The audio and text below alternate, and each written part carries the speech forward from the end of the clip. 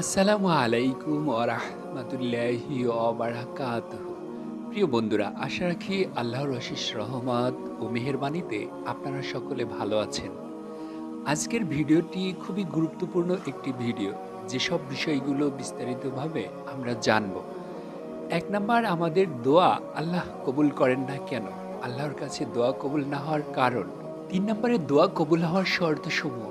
দোয়া কবুল হওয়ার উপযুক্ত সময় কখন? ৫ নম্বরে দোয়া কবুল হওয়ার গুরুত্বপূর্ণ স্থান। প্রিয় বন্ধুরা, এই ৫টি বিষয় নিয়ে কোরআন ও হাদিসের আলোকে বিস্তারিতভাবে সাজিয়েছি আজকের ভিডিও। তাই আপনাদের কাছে অনুরোধ, ভিডিওটা না টেনে সম্পূর্ণ ভিডিওটি দেখবেন ইনশাআল্লাহ। জিকির বা দোয়া সম্পর্কে আল কুরআন। আল্লাহর জিকিরই সর্বশ্রেষ্ঠ ইবাদত। সূরা আনকাবুত ৪৫ নং আয়াত। ২ নম্বরে তোমরা আমাকে স্মরণ করো, আমি তোমাদেরকে স্মরণ করব। সূরা বাকারা ১৫২